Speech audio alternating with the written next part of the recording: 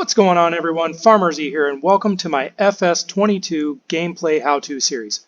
This video will be focused on all the steps necessary to get your field ready for planting. So I'll be reviewing plows, subsoilers, cultivators, power harrows, disc harrows, rollers, and stone pickers. I'll be explaining the differences between them, when each may or may not be needed, and help you understand how and when to use these implements to ensure the best yield possible in your fields. So let's get straight into it. I'm not going to go through every implement available in the store, but I'll give you a summary for each implement type that gives you an idea of price range and features.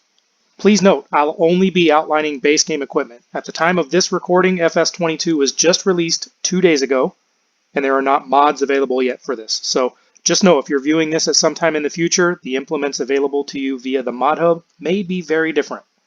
So first up is plows. And when we look at the price range for plows, we range from $14,000 to $75,000, and the working width ranges from 1.2 meters to 6 meters. Now I have the 6-meter plow hooked up to the tractor here. I'm going to give a demonstration of it and talk about when do you need to plow. So plowing is required when you have the periodic plowing option enabled in the game. That's going to require you plow every 3 harvests if you want to maximize your yield. You do not have to plow, however, you will start to lose yield on your crops thereafter. In FS19, I believe the statistic was a 15% yield decrease. I assume it's probably very close in FS22.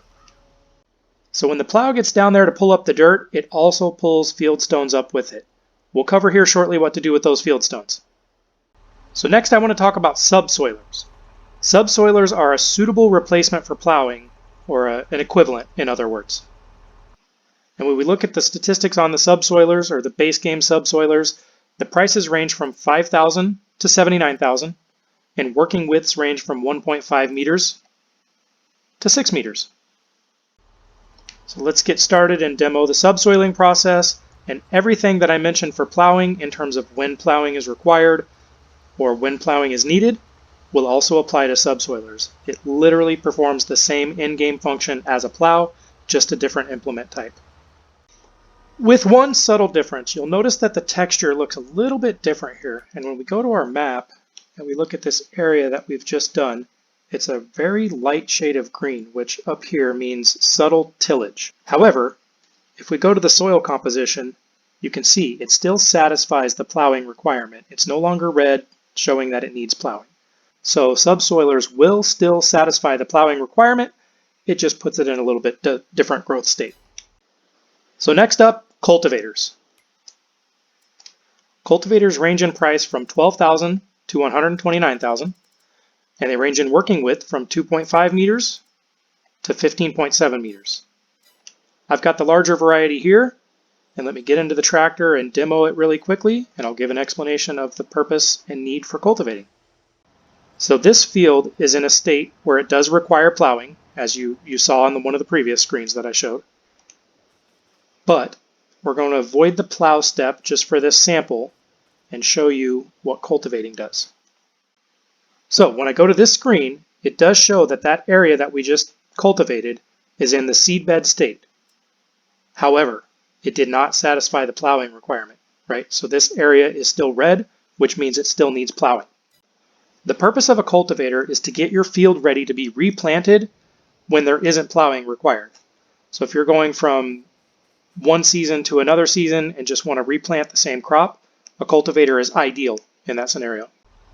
Next up, rollers. This feature is new to FS22. As I mentioned before, the plowing process, this is a freshly plowed field that I prepared before this episode.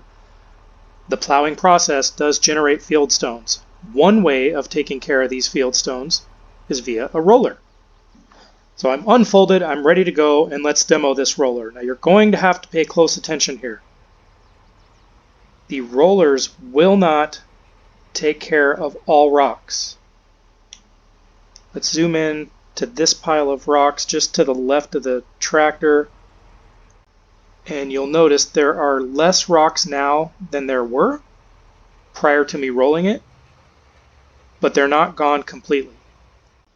So here we have some smaller field stones, which seems like it's going to be more suitable for the roller. And as you can see there, as we're going over these smaller field stones, it does away with them completely.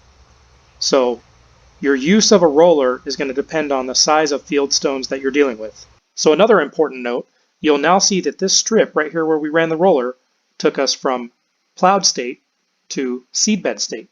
So this serves as one more soil conditioning step to optimize the planting and the yield of your crops. So the next implement type that we're going to look at are stone pickers. Now I mentioned when we were using the roller that the roller will not handle large field stones. When you have large field stones, you're going to have to use a stone picker. The field stone option can be turned on or off in the menu. This is important to note. So if you're watching this and you're new to the Farming Simulator series or just new to Farming Simulator 22 like we all are, but don't like this new feature, you can turn it off in the menu if this is something you don't want to deal with. Stone pickers range in price from $25,000 to $52,000, and they range in working width from 2 meters to 5.5 meters. I have the large one here, the Scorpio 550, ready to demo, and let's see how it does picking up these large field stones. Okay, we're lowered, we're turned on, and here we go. You can see it's picking them all up. All the large field stones are gone once we've passed. So this is going to collect all the stones. These can actually be sold on this game. So you can take your stones, get them collected in here, take them to a sell point, and make money on them. And I want you to note that this area where we use the rock picker has now moved to a cultivated state. And I want to show you here, if you use a roller after using a cultivator, it gets you to that seedbed state as well. It's a very subtle difference between the subtle tillage color key and the seedbed color key, but the seedbed's just a bit brighter. So putting a roller over top of a cultivated area is going to get you to the seedbed growth state. Putting a rock picker over top of a plowed area is going to get you to the cultivated state. So in theory, you could use a rock picker and go back over it with a roller. It's not going to be a necessary step, but it is ultimately going to improve your yield if you perform both steps. All right, everyone, stay with me. We're getting close here. Next up, we're going to review disc harrows. Disc harrows range in price from $19,500 to $112,500. They range in working width from 3 meters to 12.5 meters. Disc harrows essentially perform the same function as a cultivator. So as we demo, you can see it's putting us into that what appears to be the subtle tillage state. Let's have a look at the texture and have a look at the map. Yes, so it's putting us into the subtle tillage state, again, the same as a cultivator would. So with this tool, you just have to unfold it and lower it. It does not require a PTO or a power takeoff, so it is not a power tool like power harrows, which we'll review here in a moment. And since rollers are new to the game, and we've tested it for everything else, I'm going to run a roller over this area that we just hit with the disc harrow and confirm for you. Again, by running a roller over a subtle tillage growth state area, you convert it to a seedbed. So there are multiple benefits of rollers. Initially, the first benefit that I showed was kind of taking care of the small field stones, but it also helps get cultivated areas to a better growth state that's going to help your field produce a better yield. All right, and before we go through a quick recap, the last implement that we have to look at today are power harrows. So power harrows range in price from $14,500 all the way to $42,000, and they range in working width from 3 meters to 6 meters. The difference between power harrows and disc harrows is that they do require a PTO or power takeoff. They are a power-driven implement. So we're lowered and turned on, and here we go. And once again, it's going to put our soil in that subtle tillage state. So once again, if we put a roller over top of it, it'll get us to the seedbed state. And this is happening on a field that does need plowing. So I'm going to be plowing it afterwards on my own. I just wanted to use this field for example's sake, but it is not going to affect the outcome or the texture that it produces, and will not generate a different kind of growth stage here. The only difference would be that on this screen it would tell me that it needs lime or needs plowing. We made a mess of these fields and turned them into a bit of a science experiment today, but that's okay because it was for the sake of learning. So I hope you found it informational. And because it was so much to take in, I want to give a short recap that will hopefully better organize this in your mind. So plowing first. When to plow would be when soil composition in the map filter says needs plowing. How to plow would be by using plows, spaders, or subsoilers from the store. And then the result would be that the field changes to the plowed or subtle tillage growth state. The subtle tillage growth state is a feature that is new to Farming Simulator 22. The assumed difference between plowed and subtle tillage would be yield, with plowed being the one of the two that gains you the better yield. The next category is cultivating. So when to cultivate would be after harvesting a field that does not require plowing. How to cultivate would be by using cultivators, disc harrows, or power harrows from the store. And the result is that the field will change to the subtle tillage growth state. And next we have rolling, which is another new feature to Farming Simulator 22. And when to roll would be after plowing or cultivating.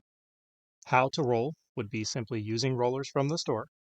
And the result is that the field will change to a seed bed growth state. It will also push small field stones down. So the interesting thing here is that you can roll a plowed or cultivated field to get it to the seed bed growth state, which converts either of those two growth states to a better growth state from a yield standpoint and the optimized growth state. This is also a new feature to Farming Simulator 22. And last, we have stone picking. Yes, one more new feature to the game. When to stone pick would be after plowing or cultivating. How would be by using the stone pickers from the store. And the result is that your field will change to a cultivated growth state and large field stones are removed. You can then sell those field stones and make money off of them. And it's very important to note that stone picking has no bearing on yield. Stone picking simply helps preserve the life of your equipment and helps minimize the wear and tear you put on your equipment. If you like this content and content like it, please consider subscribing to join the FarmerZ channel. Make sure you don't miss any of my upcoming videos by clicking the notification button. And as always, guys, thank you for spending your time here with me today.